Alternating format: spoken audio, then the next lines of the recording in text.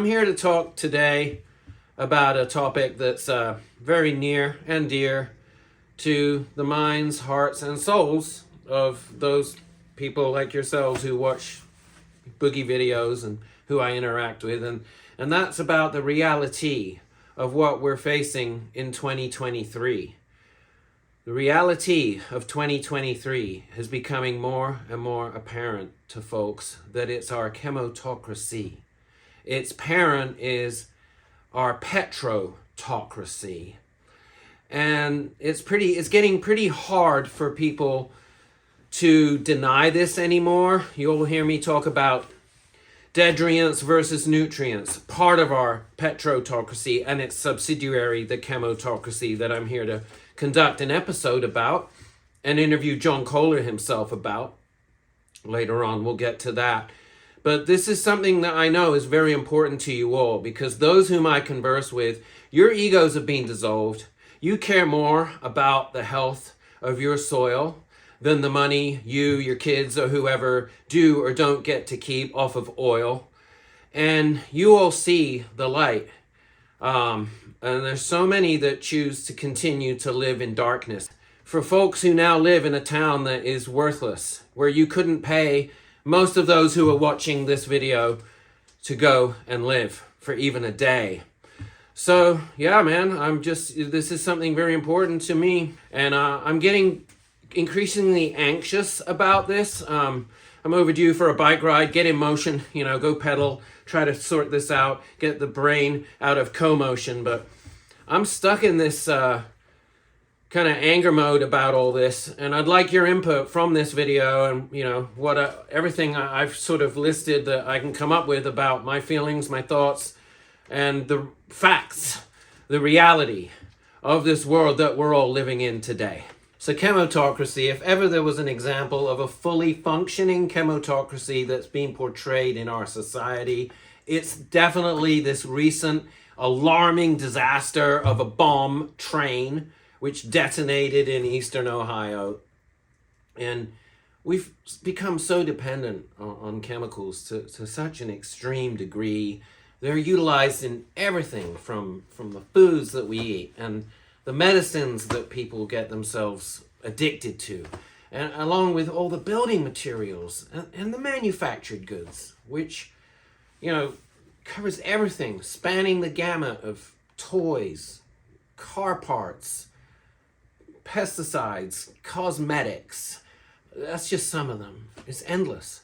And so many of us are completely ignorant of the insane dangers that they pose. And how we all play a role in being slaves to this resultant, as I call it, chemotocracy that we all live in. I mean, prove me wrong. Chemicals control all of us. The air we breathe is loaded with chemicals. And the foods that most folks are eating, and the water that we're drinking post-fracking era, are you kidding me? Every day, in almost every way, we continue to remain slaves to the chemical products that we all consume in our daily lives. I mean, just walk down any supermarket's, say, detergent aisle, and you'll be inundated with the noxious odor of yet more chemicals. Same with hardware stores. There are parts of hardware stores that are disgusting to hang out in. And the pest control aisles really come to mind. The fertilizer aisle. And how about the building products?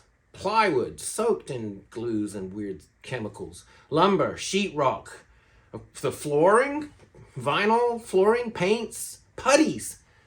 All simply soaked in poisonous compounds. All of it. How about nail and hair salons? Those are like chemical factories. And what about tire shops? Shoes even, cheap acrylic clothing, sports stores. I mean, it goes on and on. The average modern home that we live in contains dust residues, which actually been measured as being more toxic than those at an EPA Superfund site. I kid you not, it's a fact. Now think about that. These modern construction houses are each their own mini Superfund site of toxins in the very building materials that are used. Tombs of deadly chemicals that most of us spend our lives in. We live in such a horrific chemotocracy. Now, if you aren't too young to remember, and I remember it too well, California's, right here, NorCal, California Republic's biggest spill was in 91. It was a soil fumigant, chemtrain, I call it, trainwreck. It was the Cantrell Bend in the Dunsmuir River Canyon of the upper headwaters of the Sacramento River in Shasta County, and it was a horrific accident. It wiped out fish for 40 miles on that upper Sacramento River watershed. And I can remember this event like it was yesterday, and now this latest episode in Ohio really reminds me of how vulnerable I actually felt. And the part that makes me, at this point, even 30 years later, almost violently angry is seeing the thousands of dead fish in those beautiful headwaters of the upper Sacramento River. And then when those poor freaking creatures, they're trying to jump out of the water because it's burning them alive with the acids from this soil fumigant. As far as what's happened in Ohio, how about the utter incompetence of these officials in their response, to this horror show? I mean, couldn't 5-year-olds literally command a better crisis response? But, they allow the railroad to simply burn an open pit of poisonous gases right into the atmosphere. They allow the ground to remain soaked in a virtual dioxin bath so that more trains loaded with more toxins, so more chemotocracy profits can resume running within days. So they're liberating the transportation of their endless oil containers, their hazardous materials, their manufactured goods, just to simply keep rolling right on through town. Hear that horn coming. And yet, the, quote, powers that be, unquote, keep assuring everyone the air, the water are supposedly safe. I mean, how are you going to trust a government telling you things are, quote, safe, unquote, when these waterways are literally lifeless? And the air is so obviously toxic. The whole place smells like a chemical factory with chemical fumes, bleeding noses, tingling lips. And the bodies are all reacting to the effects of this chemical shock with restricted breathing passages, a burning in their lungs, like I said, and their chests, swollen fingers, sensations of dizziness. And some folks can't even drive safely for this loopiness. They've all been, it's no joke. How dare I chuckle, And the EPA refuses to even test for the dioxins that are clearly a major culprit, in spite of the fact that dioxin is formed from the combustion of vinyl chloride. Where's the 5-year-old that could actually figure this out ahead of these numbskulls? And even when the symptoms of dioxin poisoning match that are everything I just said, those are the symptoms described on the CDC's website, another government agency. And guess what, EPA? They won't test for this heinously toxic compound. Now they're finally doing it and claiming it's still safe. So they just don't want to subsequently doom their economy for, hundreds of miles in either direction. They're too scared to do that. So and the economy depends on the chemotocracy. So those in charge just simply keep recycling the same message that everything's fine. We got to keep the train rolling. It's too big to fail.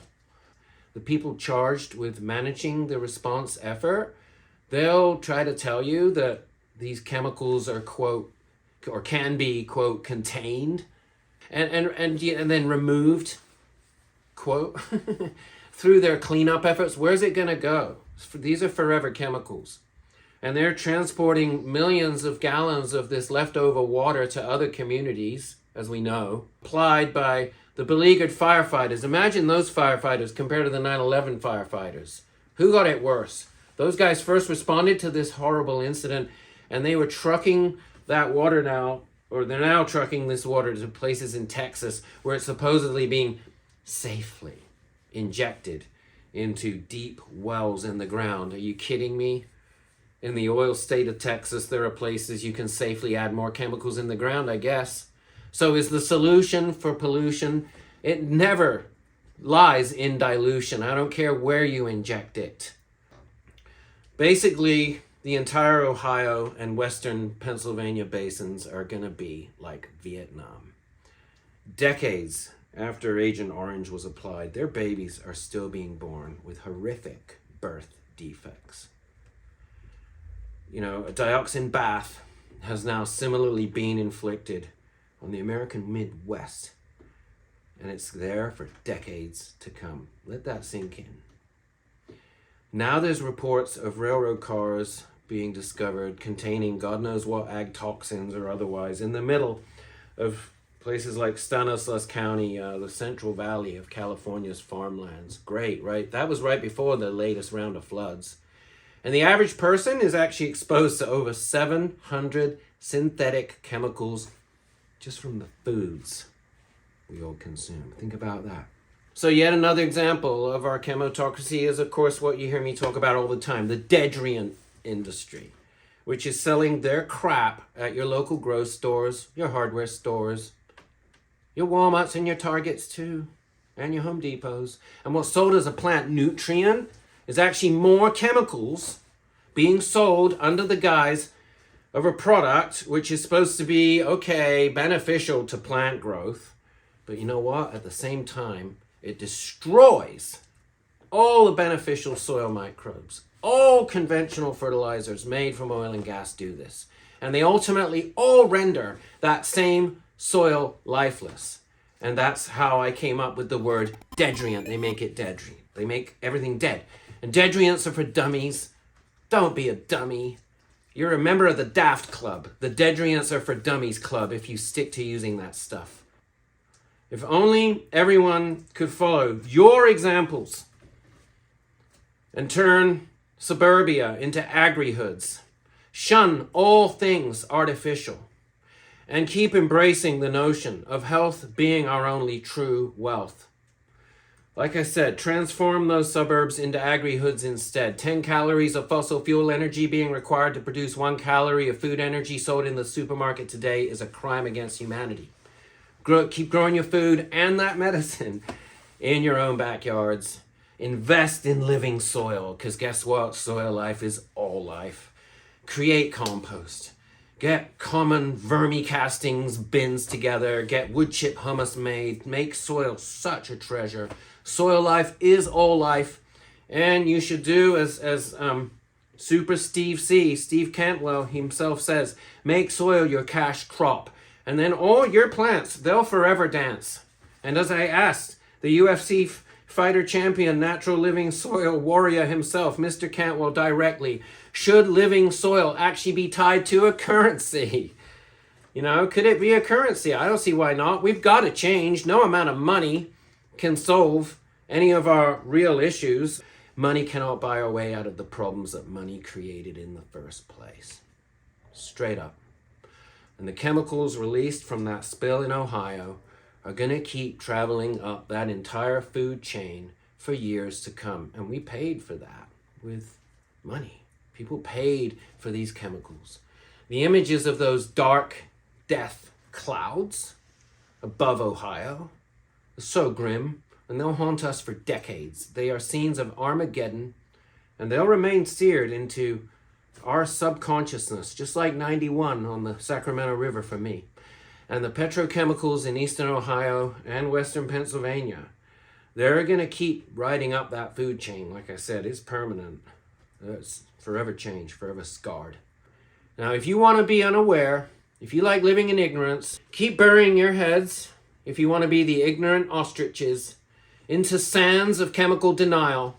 If you want to continue to be big oil slaves while the cancer rates keep going up concurrently, then keep listening to legacy media's, complete garbage. Keep listening to the advertising and the corporatocracy. Nobody really wants to believe that they too can become this easily victimized. And yet, just as what happened in Ohio or about Flint, Michigan, because it demonstrates just how vulnerable, just how powerless we really truly all are. Folks have ended up, so many, being brainwashed by the corporatocracy. And nobody wants the hard-fought lives like the lives you strive to achieve. Nobody wants the hard-fought lives that they've worked to create for themselves and their families to be disturbed by an outside force, by other problems.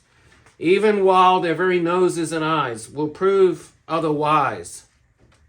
So the only voice of truth and reason that's being broadcast by any, supposed experts, it isn't coming from government officials.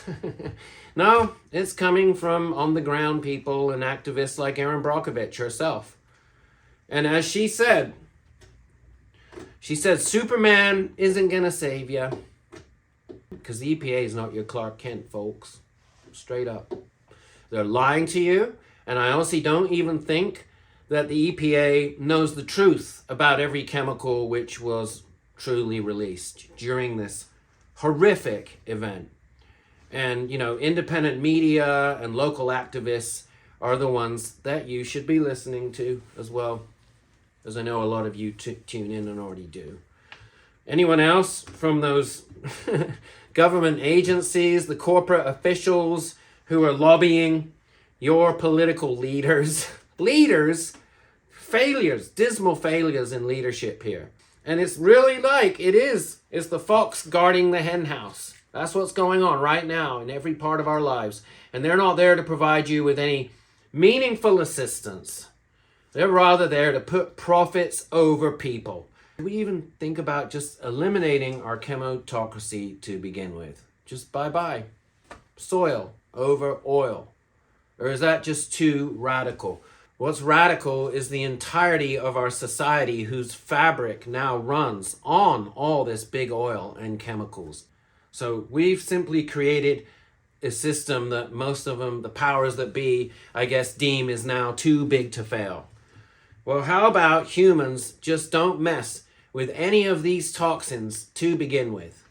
And yet here we are with 100 billion plastic bags per year is what we go through, is what we use. And God only knows how many billions more plastic bottles. Those are still the number one item occupying the shopping carts of America. Bottled plastic water, which is sickening. When I moved here in the 80s, that was considered yuppie madness. But yet I look around me, folks, I see little hope for change. I see little hope. As over 100 billion of these freaking plastic bags are getting tossed. And then 80% of all car trips are less than 5 miles in length. Come on, give me a break. Live free or drive. You want to actually do something about all of this? Okay, start by divesting yourself of any petro portfolios. Examine a lot of the stock market's food chain. I guarantee you that most of the world's financial stocks lead straight up the petrotocracy food chain. I guarantee you. All right. So I want your feedback on this. And also, I'm going to go now on a Dedrian escapade. It's going to be fun. We're going to get ourselves hopefully not kicked out of a Home Depot with John. And then I'm also going to be right here again later. We're going to discuss John's feelings and his inputs with me. I really want to pick his brains about, his reaction to what happened in poor East Palestine. So, hey, thanks for listening. I know it's been a long boogie babble, but as you can tell, I'm very worked up about this. And, this is a lot of mental curd to digest, but we all have to look ourselves in the mirror. Humanity really is staring down the shotgun barrel of its own demise. And the folks that are watching this are aware of the fact that, World War III has begun. It is the battle to save us from ourselves, left or right. It don't matter no more. The planet is our politician. All right, so check out the next episode where we hit this Home Depot store, and then check Josh and John out later too.